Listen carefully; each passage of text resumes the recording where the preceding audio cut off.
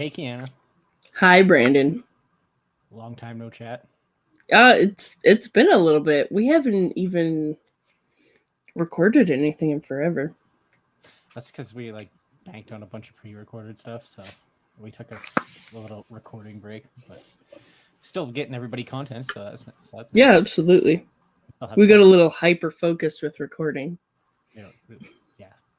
Banked a couple months worth of episodes. It was nice though because we didn't have to record all the time, and we weren't always in a rush. So. And it was fun. It was fun. Yeah, we still got more stuff recorded anyway. So. Yeah, absolutely. So, how have you been?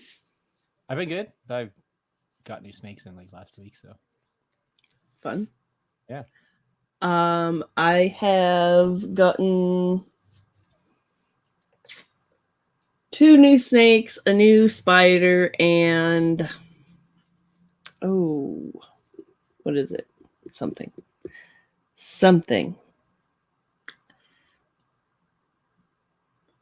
I don't know. I don't remember. Things and stuff. My brain's broken. What else is new? Oh, I remember what it is. I got eggs the other day. Oh, sweet. So from what? Yeah. I got ball python eggs. Oh, your rock eggs? Yes, Tyler's rock eggs. Whatever.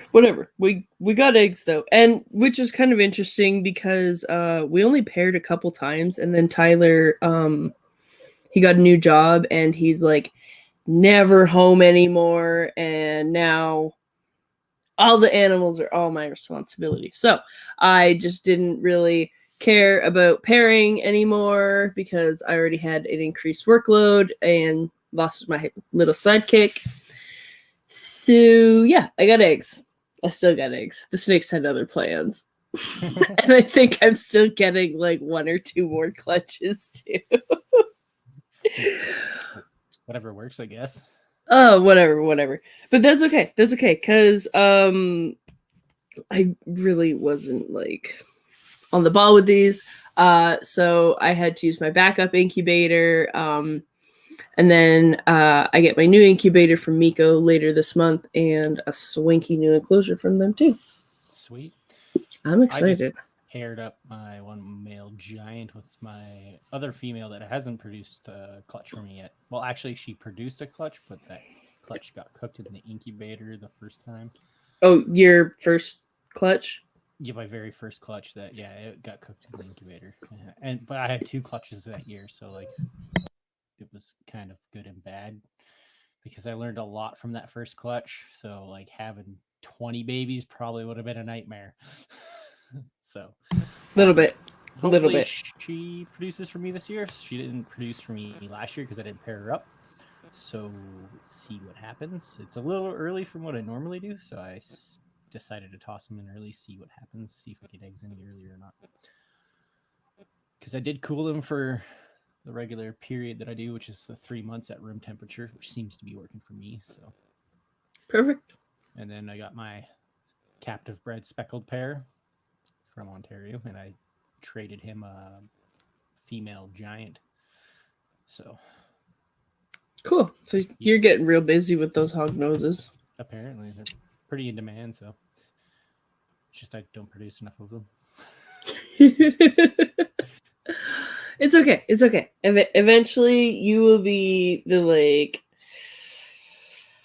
the mad hog king of Canada. No, something I don't know. I don't know. I just thought it was a stupid name. I'm sorry. Please forgive me, everybody. So today we're talking about conservation based out of Alberta because we have reptiles and amphibians here. For a lot of people that don't know that, for even though we're minus 40 for half the year, we still have snakes and lizards here. So well, we have 1 lizard here. Lucas, you are not late. We're just about to get into it. Hi, Gwen. Yeah, so we're going to be discussing conservation efforts here in Alberta for our small population of snakes and one whole lizard. But it's a badass lizard. It's one of my favorite species of all times. Even though it's a small lizard, it's badass in its own way. I was watching some videos on it that I found not found on YouTube. But Brandon, bring on our guest. Come on. okay, this is oh Jesus Christ, I can't talk. Alyssa Metro of Alberta Amphibians and Reptile Conservancy. Hi guys. Words are hard today. It's a tricky name. Welcome. Thank you. Yeah, so give us a little bit of rundown about AARC, because there's a lot of people that aren't familiar with it because you guys are a new organization. Yeah, we were actually founded in 2014, I believe. A lot of the original founders aren't around. We do have a couple of founders still, but yeah, it was kind of founded out of the Alberta Reptile Enthusiast meeting, which is the meeting I was talking to you about earlier. They just realized we don't really have a conservation group in Alberta that focuses just on herps. And so they just went off to start their own thing and kind of focus on education and conservation of the herps that we do have here in Alberta. That's awesome, because not many conservation efforts are for them specifically, but a lot of conservation efforts do affect them because a lot of them are found in wetlands and other areas similar to that. Yeah, they're a sensitive group of animals, amphibians especially. So around the world, of course, numbers are declining. And like you said, conservation efforts might not be focused specifically on them, but they do benefit from a healthy ecosystem. Absolutely. So I know you guys have a raffle that's happening. Can you tell us a little bit more about that? So hopefully all our listeners and people can find out about that and maybe buy some tickets. Sure, yeah. So it's on Rafflebox. We jumped on the Rafflebox bandwagon. It's a nice, easy platform. I'll put the link in here. Basically, we just haven't had the opportunity to fundraise. Normally, we do a lot of educational events. Like we'll go to nature-themed events, set up a table, take donations there, do educational talks. Since we've been at home for the past year, yeah, this is our main way of fundraising, for us to fund our normal operating costs and for conservation projects, stuff like that, and maybe more materials for our educational display. So yeah, if anyone would love to buy a ticket, that'd be great. Who doesn't love to win money and for a good cause? So yeah, just check out the Rafflebox page. If you can't find the link, you can just go to Rafflebox and search amphibian and it'll just show up. Awesome. We already got tickets for the podcast, so we're happy to get on that as soon as we could. Yeah, it's for a good cause. Thanks, guys. That's also something that we wanted to talk about here too, is the raffle. Hopefully get some more awareness about it and help you guys fundraise more, because you guys don't have a whole lot of funding as it is. So because you guys are all volunteer based, aren't you? Yeah, we're all volunteers. It's a nonprofit group and we're kind of small, so yeah, we don't have a huge reach, especially because we're just like a niche nature group as well. So yeah, we're just trying to get the word out. Yeah, that's very important, because if people don't know about you, they have a hard time trying to find you. Yeah. And I know with Tara's, we've donated to you guys in the past and hopefully more this year too, to help further your guys' goals that you guys have. What are some of your guys' goals for the next year or in a couple of years looking into the future? Yeah, so as per usual, we always want to help educate about herps. So we like to attend as many events as we can. We go to the Edmonton Expo and we were invited to go to the Calgary Expo before COVID came. So hopefully tying in the message of conservation when people are shopping for their exotic herps, and just remind them that, you know, they come from the wild and we should protect them in the wild as well. And then we have a new project coming up this year. It's amphibian surveys. I'm still in the process of just figuring out all the details. But just to backtrack a little bit, annually we've been doing an amphibian survey trip to the Wainwright area. It's a trip that we collaborate with Lakeland College on. And what's it called? It's called the something Impara. So it's a bio blitz to help find which species of amphibians are in that area, so that it can be designated as an important amphibian area, like federally. So there's just been some deficiency in data in that area. So we'll just take the May long weekend. We've been out, I think, 4 years now. So we'll just look at the maps, find all the little wetlands, drive around, stop at nighttime, and do an audio survey, and then just collecting all the data there. So what we're hoping to do this year is expand that a little bit, because a lot of the data we have is a bit older, and a lot of funding doesn't focus just on amphibian and reptile surveys. So like provincial funding, provincial projects. So we thought if we could get a group of volunteers out, it's not really that hard work. Like you're just gonna drive around, stop at a wetland, listen. You have to learn like 4 amphibians. It's really not that hard. Anyone can do it if they just do a little practice. So we were going to start doing that in cooperation with the Alberta Conservation Association, because they have conservation properties all over the province, and you're going to have more success finding amphibians on more natural sites. There's a lot of agriculture, obviously, in the province, so you might be wasting your time a bit if you're just stopping at every crop field and trying to. You're going to get some chorus frogs and wood frogs, but that's about it. So we're planning on focusing on those properties, and yeah, I'm just building out the details of that. So that can be done for many years to come all over the province. For this year, we're just going to focus on around Edmonton area, because that's where our executive members are based out of, and they don't have to drive so far and travel and stuff. That makes sense. Excuse me. How many native species of amphibians and reptiles do we have in Alberta? Yeah, so we have 2 salamanders, the long-toed salamander and the tiger salamander.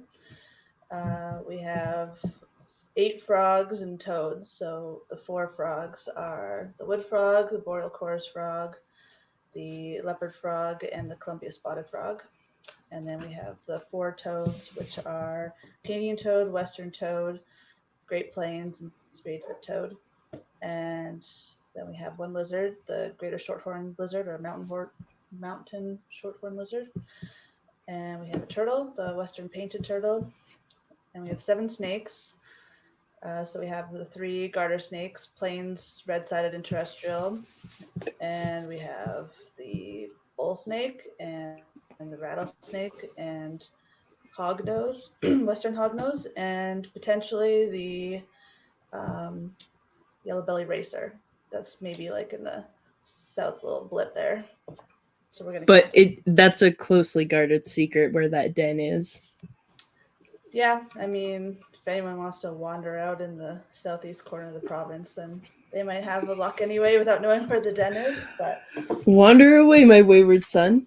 Or if you just really want to see them, just go to BC or Grasslands National Park, and Saskatchewan has a bit more of a population, I believe.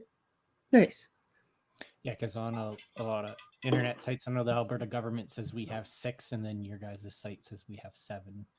So yeah, it's a controversy if it's actually here or not.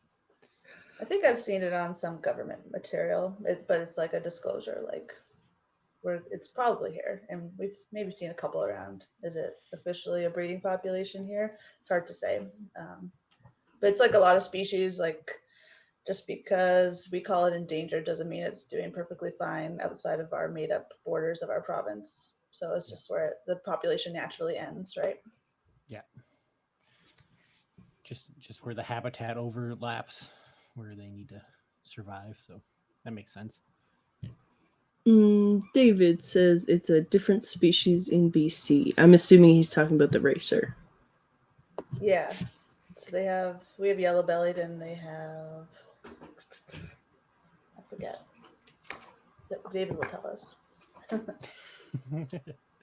I have, he told me a good spot for racers, so he knows what's up in BC.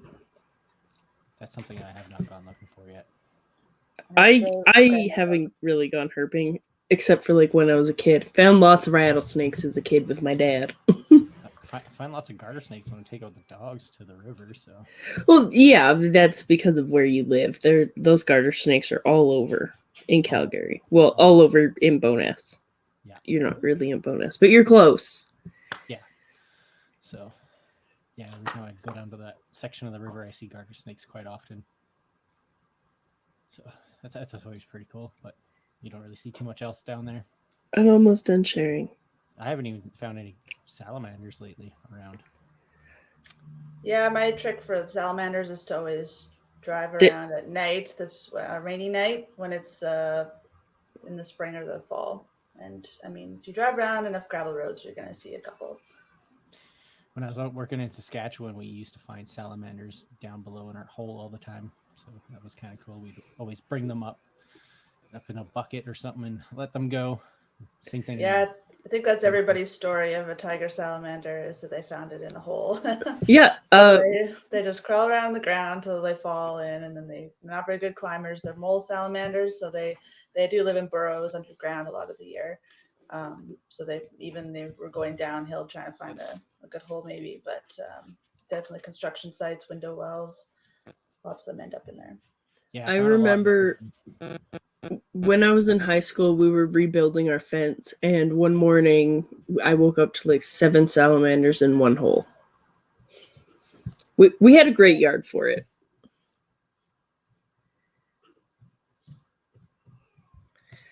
I am not up for speaking Latin right now. Yeah, so he was just saying it's a different subspecies, so western versus eastern. Coluber constrictor is just the species. So Perfect. Thank you for the information, David. See, we're learning together. That's right. Because sometimes we're wrong. Or in my case, just have no idea. That too. I just have no idea.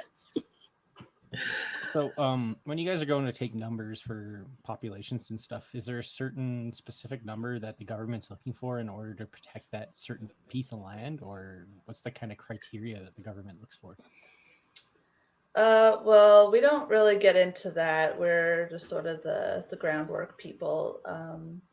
There's definitely like population calculations to do based on call amounts. So when you're doing a call survey, it's a rating of like 1 is 1 to 3 individuals calling. Number 2 is like maybe like 5 to 10, but you can still differentiate differences between individuals. And then a 3 is just there's so many, there's a whole chorus going, you can't tell how many are in there. So you give a rating based on that. And then I'm assuming there's some sort of calculation to estimate, but I'm sure it's a bit more complicated than just numbers as well. So unfortunately, I'm not involved in that sort of work. But You guys just take the numbers and then pass them on to the Alberta Conservation Group? yeah, the Alberta Conservation Association has the amphibian, it's called AVAMP, so Alberta Amphibian Volunteer Monitoring Program, something like that. And so anyone can do that. It's a citizen science project. You're going for a walk and you just like count how many wood frogs are jumping away from your feet, and you can go into the system and submit it with a GPS location. So yeah, anyone could do that at any time. We put all our information in there as well, and they share that information with the government. And they do that for hibernaculums as well. You can submit hibernaculums into there. I think even snakes as well. That's really cool. I didn't know that. Mind you, I don't really do too much conservation stuff, so there's a whole lot more to it than most people are aware of. Yeah, we have some good resources in Alberta, particularly the ACA. Yeah, I've been trying to get a hold of them for a more in-depth about some of the conservation that goes on in Alberta. But as we all know, they're super busy. So hopefully later on this year. Yeah, Chris loves to educate people though, so I'm sure he'll be happy to come on when he has time. He's I super know this excited to past do it. year, I think. Yeah, he's super excited to do it. he's just like, I got lots of field work, and then I got lots of office work, and then all this other stuff. So Yeah, I think the last year project they were focusing on was the hibernacula survey. So the government has a database of the hibernaculums in the province, and they were just double checking like if they were all active or not. So that was a big project that they did recently. yeah, But because we don't get to know that info. It's a secret. because sometimes those hibernaculums are inactive for a period of time, and then the animals do come back because population fluctuations and stuff like that. Or It's more that hibernaculums are underground caverns created various ways that tend to collapse eventually over time. So they usually don't go away and come back. Like it's sort of degrading over time, and then okay, maybe a new one will pop up, but they wouldn't know about that till someone reports it usually. Um, so yeah, like a lot of them are near gravel pits, places with rocks. But then over time, they can, this ground will settle more and the dirt will fill in the spaces. So it can't really be used as a hibernaculum anymore. Down south, obviously, like the coulees, there's all sorts of caverns and crevices. So that's a little bit different. And I think they kind of come and go a bit more, but probably a little bit more consistent than up here. Like a really good crevice will last a long time versus rock settling up here. yeah, that makes a lot of sense. I know over by one of the paths that I walk my dogs on, there's a section that the city blocked off for birds. So it's a sensitive bird area. It's on this kind Probably of just a Canada goose they didn't want to get to be attacking pedestrians.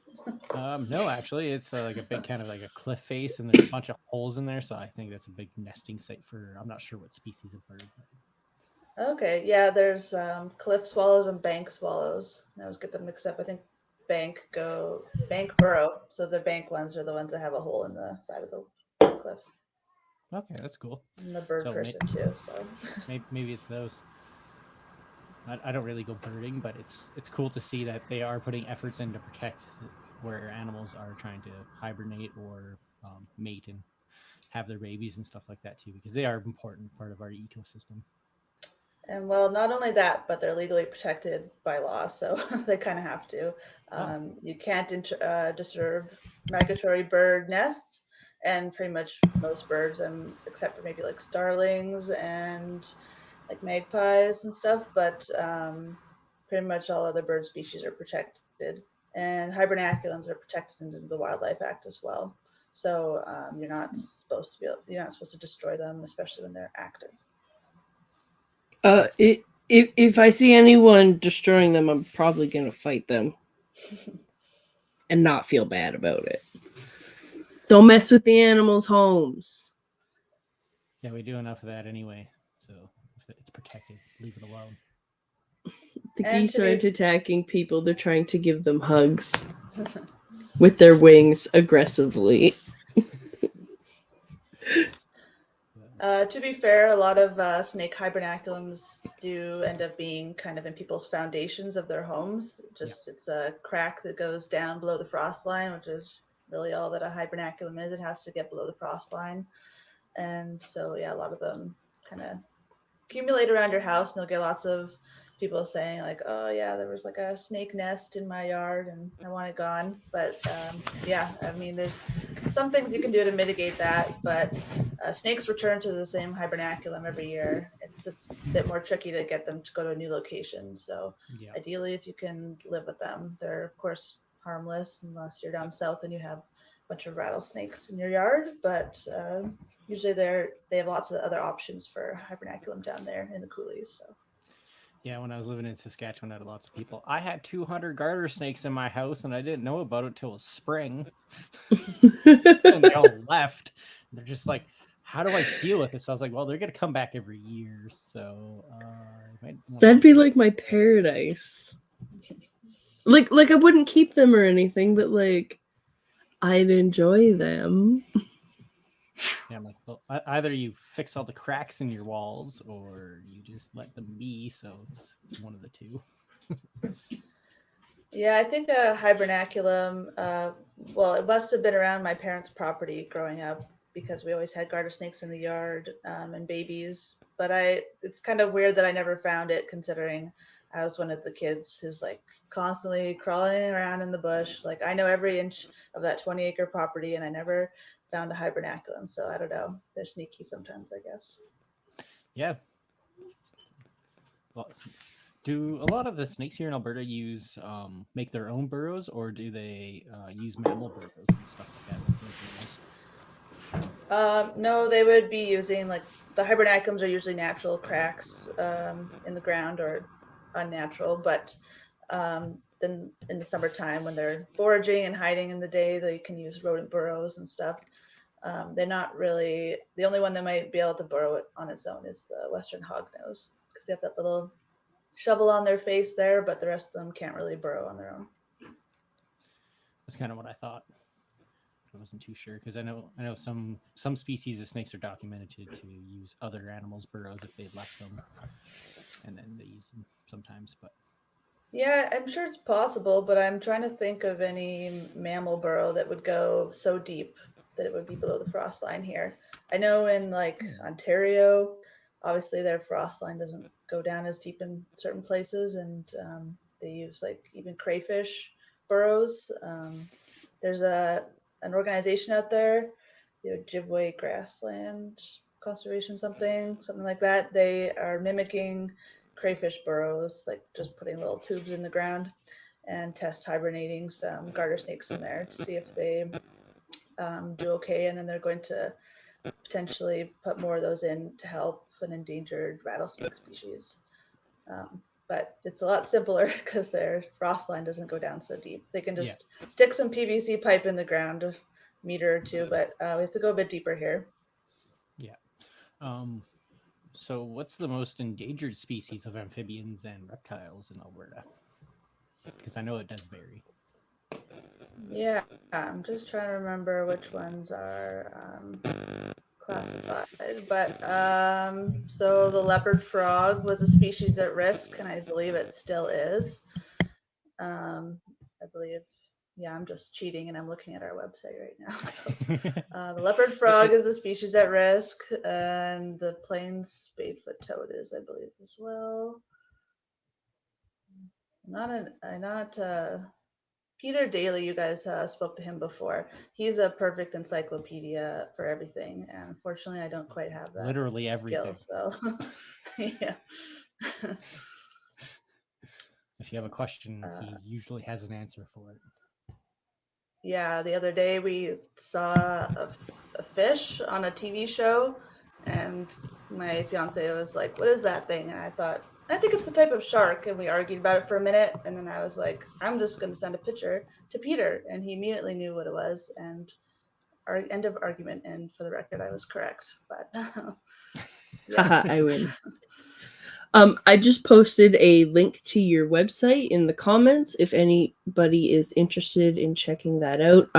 There's a ton of really awesome information on there. I know that that's a website I look at on a regular basis to see what's going on. So check it out.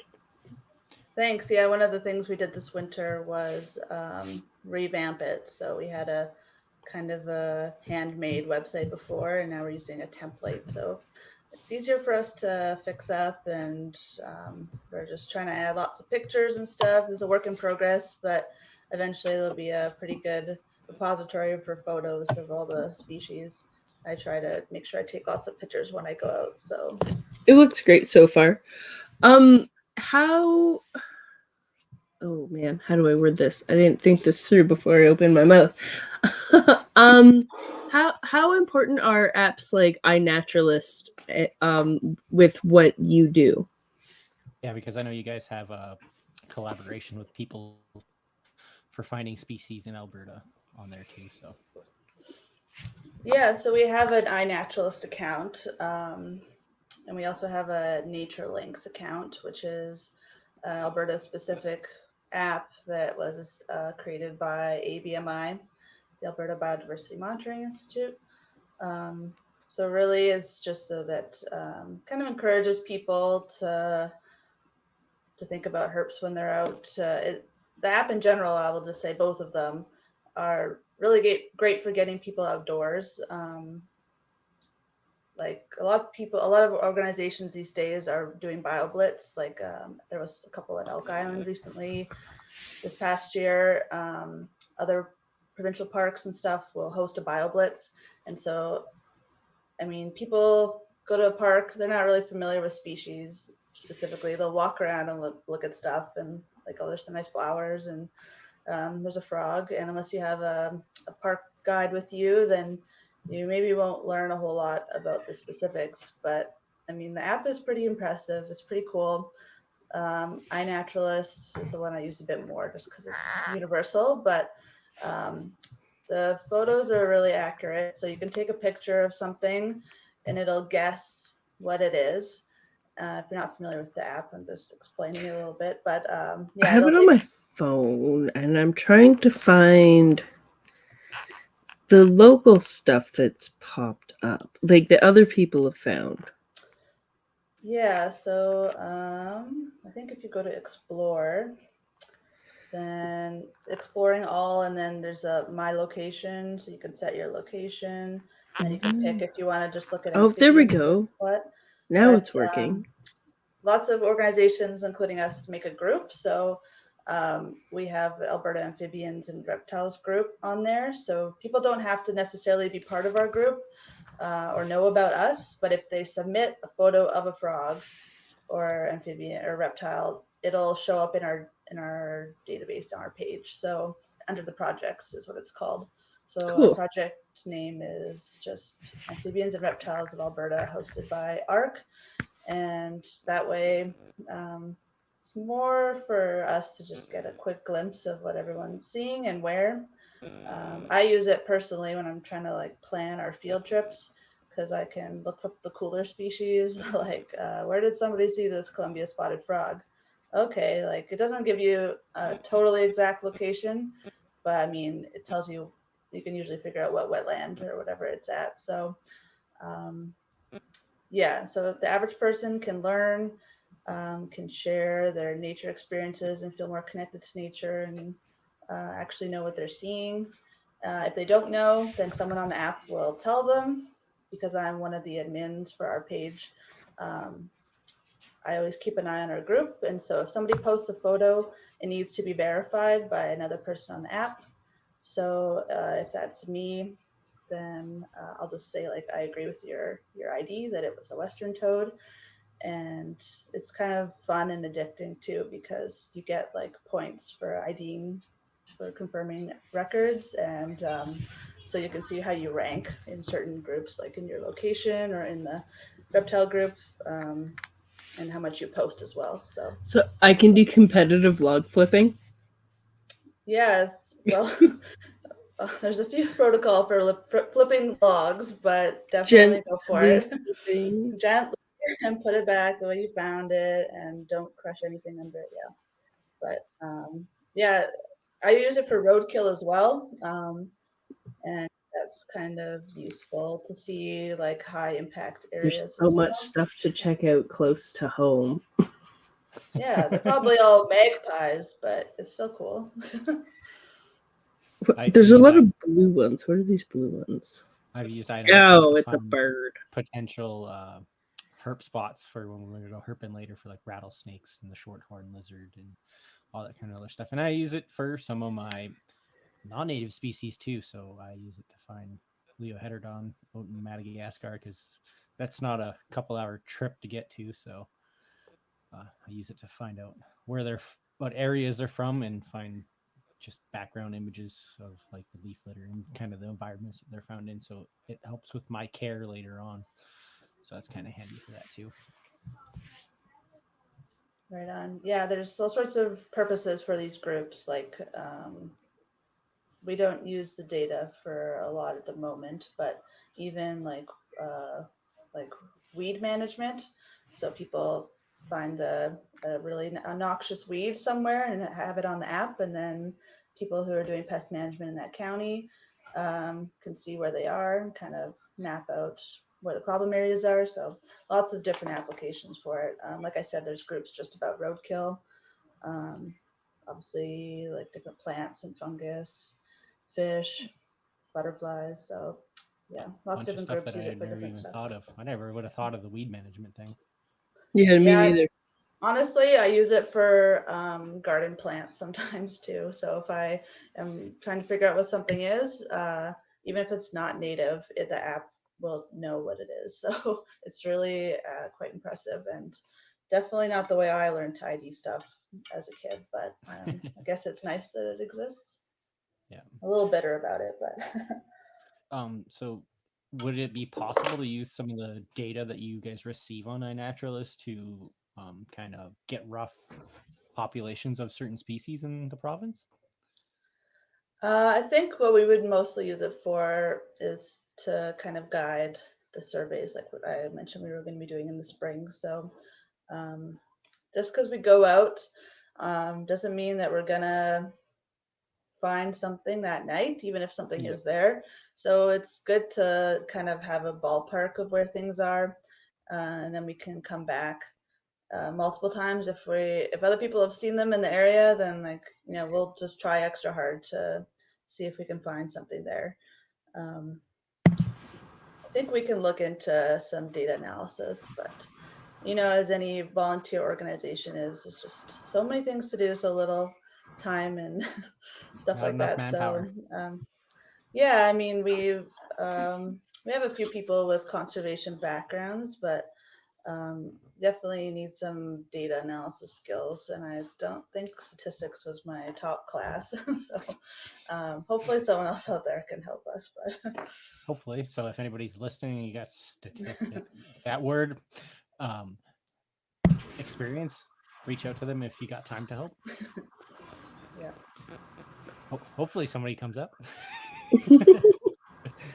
What kinds of things are you looking for people to volunteer with in the coming future? Yeah. So I think the amphibian survey could be a good opportunity for that. The benefit is that you don't need to be in a group with COVID restrictions. We want to try to limit anything that's risky, obviously, and follow guidelines. But really, you can just go out by yourself, drive around at night. I mean, there's risks with that, so maybe bring a buddy with you. But yeah, if you just take a bit of time to learn the calls we have for the amphibians in central Alberta, you're pretty much good to go. And even if you're not sure, you can probably get a decent recording with your phone if you hear something and you're not sure. So yeah, I'm hoping to put out a bit more information about that once we get some more details settled. But I didn't want to just open it up to the whole world, because part of it is coordinating everybody, right? And I've only had time to look at the Edmonton area conservation sites, so I'm going to focus there. But I'll also hopefully try to do a guided survey around Edmonton. So maybe we'll all have to drive separate, stand far apart, but just so everyone feels comfortable and can learn from someone who knows what they're doing, and then send you off on your own. Yeah, so that's the main one I can think of at the moment. A lot of our other stuff, like I said, is educational. We do our survey trip out to Wainwright, usually, probably maybe not this spring. There's some other projects we've been talking about, potentially a pond cleanup type project, which once we get the details sorted, that could be open to anyone really. Or, I mean, if you just want to go clean up a pond on your own, that's a great idea. You don't need our approval for that. Yeah. Yeah, I think the wetland cleanup would be something really cool to put on.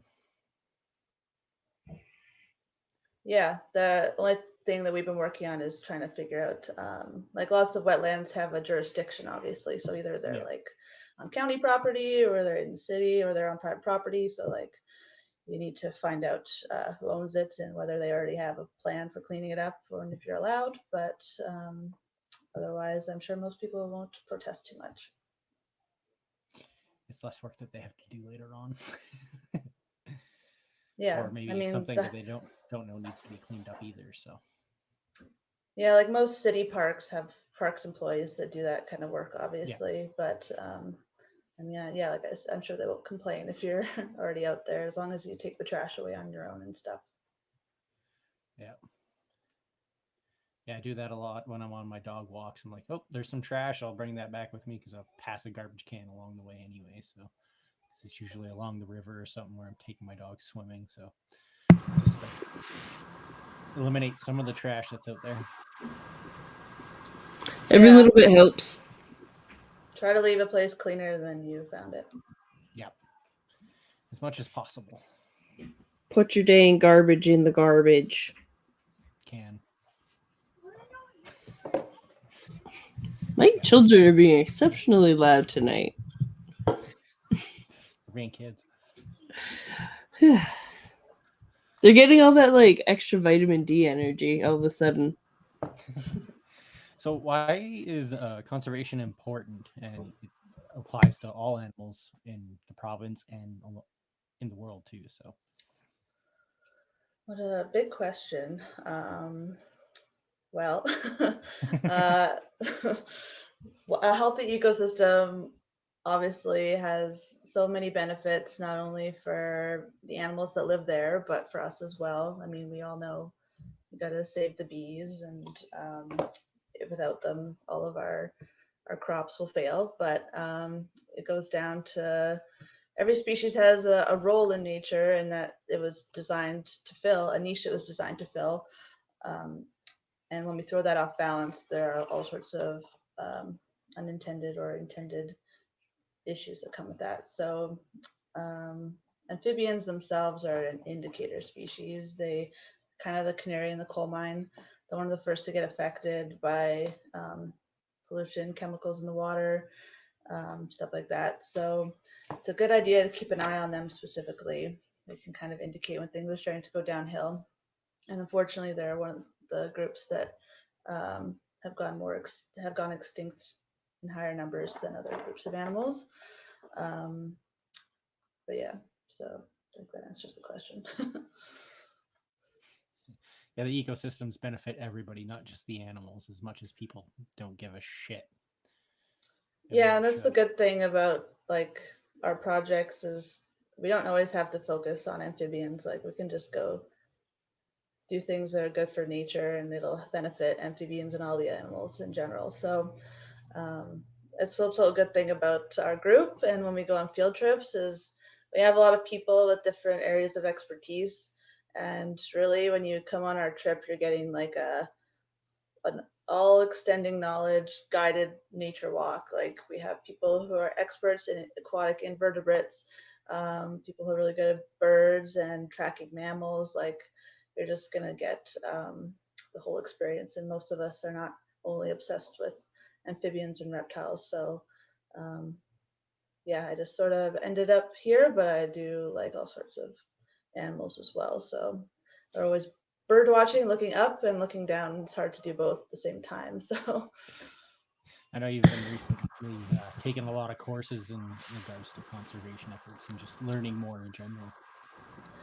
yeah, well, it's pretty cool right now with all the webinars that are available. Everyone's adapting because of COVID and trying to do their educational work online, and it's really opened things up. Definitely a lot of places, organizations across North America that I would never get to hear from otherwise. So yeah, I think one of the ones that was related was a Western U.S. salamander survey study. I watched a webinar on that, but yeah, all sorts of cool stuff going on right now. And as you know, by how reluctant I was to come on here, I'm not much for being on screen, so we haven't made a lot of materials, but maybe we'll get into that. Yeah, hopefully. So I hope what a lot of people took away from this was donate to any sort of conservation because it helps the ecosystem, not just reptiles. But I know a lot of conservation groups focus on the cute fuzzy things because that's what the general public views as something they want to donate to, but it helps everything else that is in that ecosystem. So it's always beneficial.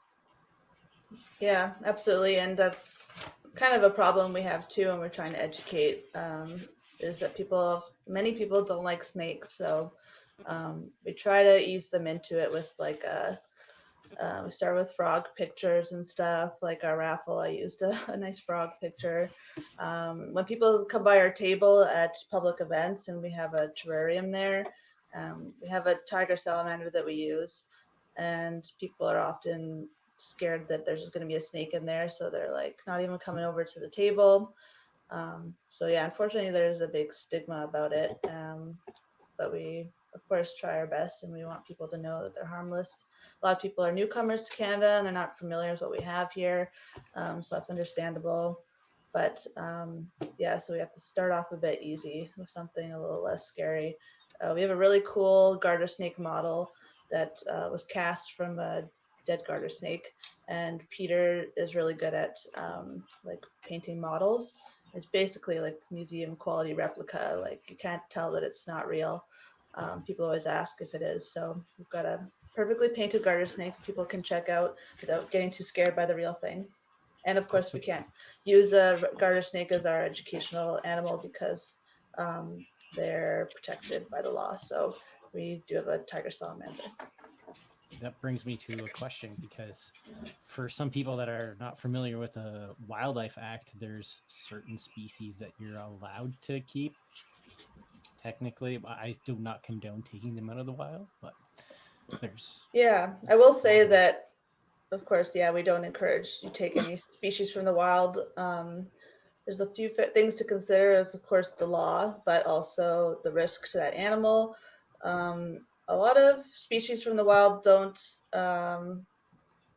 respond well to captivity. They need more space. Like, if you ever seen how far a wood frog jumps, you're going to be able to provide a cage that maybe lets him jump like once before hitting the glass, but probably not. So they're not really appropriate pets.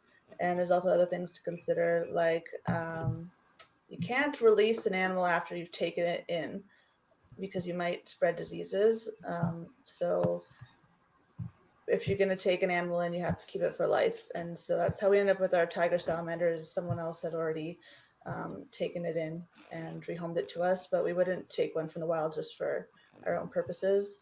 And yeah, in general, we would never encourage you to do that. And the ones that we have in Alberta that are legal, they're really common. So, I mean, you could just enjoy them in your yard. They're pretty much all over the place. So, yeah, just go outside and check them out there.